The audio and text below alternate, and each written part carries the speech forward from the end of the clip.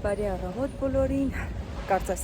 երեք այդ կարկուտը ու անձրևը ու այսօրվա սպասվող անձրևը ու կարկուտը այս եղանակի մասին չլինի, բայց այնուամենայնիվ անգամ 1 ժամով շատ հաճելի է այս եղանակը, այնպես որ քանի կա պետք է վայելենք մինչև նորից սկսի անձրև, ամպրոպ և կարկուտ։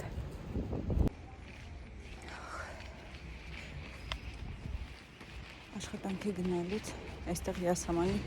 ծառ ունենք, միշտ գալիս եմ, իմ ամենասիրելի ծառիկներից է յասամանը և այս սեզոնը ամենաշատը սիրում եմ դրա համար, լույսին հակառակ եմ դրա համար լավ չի երևում գեղեցիկ դեմքս, միշտ գալիս եմ, մի հատ էներգիա եմ ստանում հոտով, եղունգս ի դեպ վնասվել է, պետք է գնամ սարքեմ։ Այսօր այսպես եմ սկսում օրս, չգիտեմ ինչի սիրտս ես գրոասաներից ուզեց, շատ վաղուց չեմ կերել։ Ինքը հեռախոսիս համար գնեմ նոր չխոլ, մի փոքր բաց, որովհետև անցակարտած դնում եմ հետևում, հիմնականում ավելի հարմար է, երբ որ թափանցիկ է լինում, մուտքը տալու համար, որպեսզի մուտք գործեմ աշխատավայր։ Կամ կտեսնեմ մի փոքր այսպես խաղիկներով գեղեցիկ, որ լինում այդպիսի չխոլ գնեմ, ի դեպ Ռասիա մետրոյի հենց աջ մասում, երբ որ մետրոյից դուրս է գալիս Զորավար Անդրանիկի, բոլոր չխոլները 1000 դրամ արժեն և բավականին լավ որակի են, այսօր հենց գնալու եմ այնտեղ և այնտեղից եմ ընտրելու իմ չխոլը։ Եկել եմ ընթեչման,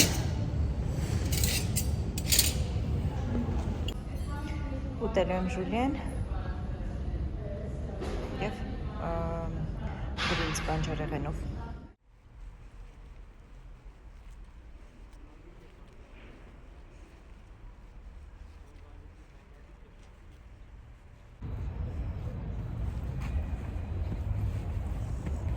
Եկել եմ Ռասիայի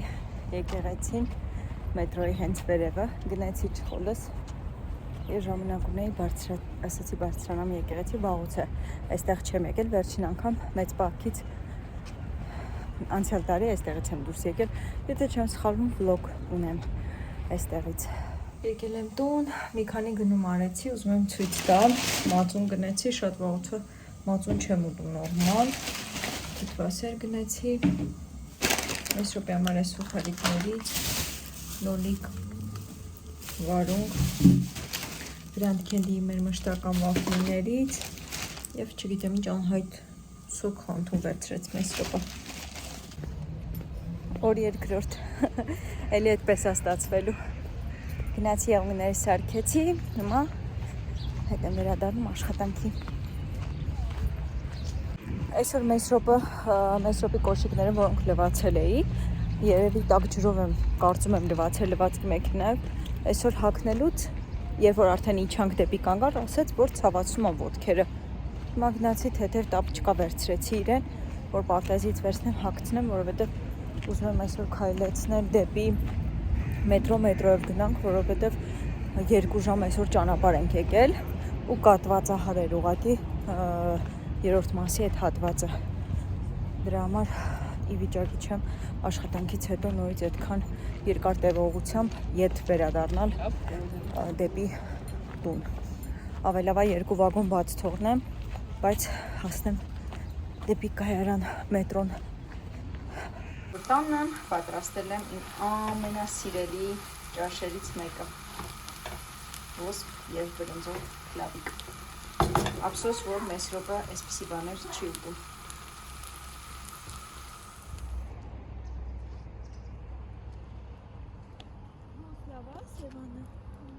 Այս է Սևանը մոս։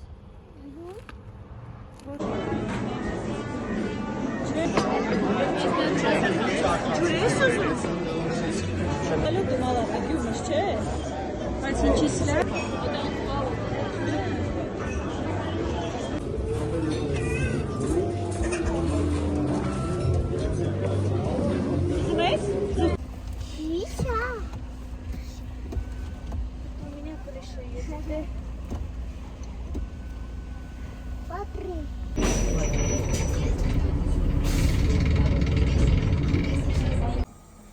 Եկանք վերջապես տուն, ասեցի ընդհանուր ամփոփեմ վլոգը եւ տեղադրեմ արդեն։ Մինչև տեղադրելը ինչի մասին էի ուզում խոսել, ես վերջերս այնքան շատ եմ հանդիպում այդ խնդիրը, արդեն մեկ-մեկ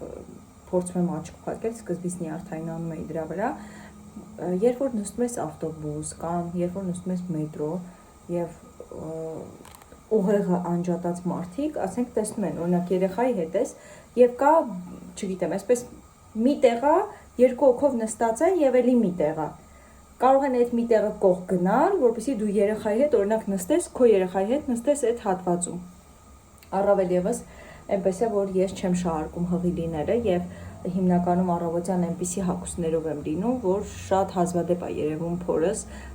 որ հղի եմ եւ երեխայի հետ եմ, հիմնականում եթե ինձ տեղ են տալիս, ապա երեխայի հետ լինելու ֆակտորն են հաշվի առնում, ոչ թե հղիությունը։ Եթե այնպես միայնակ եմ լինում առանց մեսրոպի, ես շատ հազվադեպ եմ նստում, եթե նստելու տեղ որպես այդպեսին չի լինում։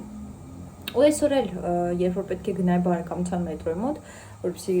ինձ վերցնեին այնտեղից նոր գնայինք Սևան, այդ նույն խնդրին ականատես եղա, ոնց որ նստած են մեսրոպին նստեցնում եմ, մի տեղ ազատ է եւ երկու հոգով նստած են եւ հեռախոսի մեջ են ու բնականաբար այդ ընթացքում երբ որ ես մեսրոպին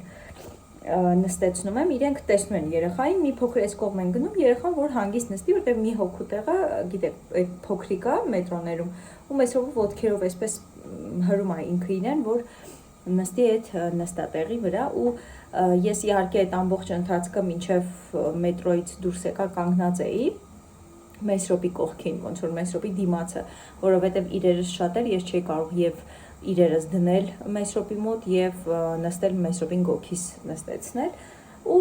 կանգնած մտածում եմ, ասում եմ հետաքրքիր է, տարական, մեկ-մեկ տարական, այս վերջերս այնքան շատ եմ հանդիպում նյուանսներ կան, որոնք այնպես չէր օրվա ավարտեր հոգնած էին, չգիտեմ, այս ռուսերեն ասած բուդնի ժամ էր էլի, մարդիկ շատ հանգիստ, շատ ակտիվ, եղանակն էլ շատ լավ էր, մտածկոտ մարդիկ չէին լինում, երբ որ տեսնում ես, գիտակցում ես, որ այդ մարդը օրինակ մտքերի մեջ է եւ այլն, այդ ամեն ինչը հաշվի ես առնում, իսկ ես իմ տեսակով շատ շուտ մարդու էմոցիաների վերցնող եմ ինքս ինձ վրա, շատ շուտ ինտուիտիվ կերպով զգում եմ, թե մարդը այդ բանին ինչ է մտածում կամ ինչ ձև է իրեն զգում այդ բանին։ Ու կանգնած մտածում եմ, ասում եմ, ինչքան կարևոր է միշտ դիմացինի որոշակի X բաները հաշվի առնել, էլի, որ քո պահվածքով կարող ես դիմացինին օրինակ դնել անհարմար իրավիճակի մեջ եւ անհարմարություն պատճառել, որովհետեւ ես ինքս փորձում եմ իմ տեսակով այնպիսին եմ, որ փորձում եմ հնարավորինս դիմացինից չդնել վատ կարգավիճակի, իրավիճակի մեջ ու այս վերջի շրջանում չգիտեմ ինչու, ինչ ազդակ է դա ինձ, ես հետ չեմ ստանում այդ ամենը, ես հիմնականում միշտ կամ ուշադրություն չեմ դարձրել, մայրությունից հետո սկսել եմ ավելի ուշադիր լինել այդ ամեն ինչին, չեմ կարող ասել, բայց այս վերջի շրջանում ես զգում եմ, որ որոշակի բաներ կան իմ կյանքում, որ ես շատ հստակ կերպով պետք է հղկեմ, ինքս հղկվեմ, որովհետև բաներ կան, որոնք տալիս ես եւ որոշակի կերպով դու պետք է դա հետ վերցնես։ Նախանցյալ տարի ինձ մոտ եղել է 1.5 կլինի, 1 տարի, մի փոքր ավել, 1 տարի մի քանի, 1.5 տարի առաջ եղել է ինձ մոտ էլի այդ նման դեպք, երբ որ ես ինքս ինձ վրա աշխատել եմ, որ հասկացել եմ, որ որոշակի բաներ կա, որ ես ինքս տալիս եմ եւ շատ քիչ եմ ետ ստանում դա, ես աշխատել եմ ինձ վրա, գիտակցել եմ, որ սխալ էներգո աբմեն եմ անում, այսինքն իմ էներգիան ես հստակ ծախսում եմ եւ հետ չեմ ստանում, թեպետ ես ինքս պահանջկոտ չեմ որպես այդպիսին, բայց բաներ կար, որոնք ինձ արդեն այսպես քամում էր, իմ էներգիան ամբողջությամբ սպառվում էր եւ ես բնականաբար ոչինչ չէի ստանում եւ ինձ շատ երկար ժամանակ պետք եկավ, որ ես հասկանամ, թե ինչից, ինչ է պետք ինձ եւ ինչքան պետք է տամ մարդուն, ինչքան պետք է իդ կոպիտ ասած ստանամ մարդուց ամբողջությամբ բուն իմաստով չէ, չակերտավոր իհարկե։ Եվ հիմա նորից հետաքրքիր է, որ իմ կյանքում եկել է այդպիսի շրջադարձային մի փուլ, երբ որ ես էլի զգում եմ այդ ընթացքը, որ ես որոշակի բաներ կա, որ պետք է իմ կյանքում բերեմ նժարին հավասարեցնեմ, որովհետև ինչ որ ամեն ինչը պետք է լինի այսպես փոխհարաբերված իրավիճակում ու նաև այս մետրոյում, ավտոբուսում եւ այլնում հանդիպող ինձ օրվա մի քանի բաները հուշում են դրա մասին, որ ժամանակն է արդեն նորից վերանայել, աշխատել ինքս ինձ վրա։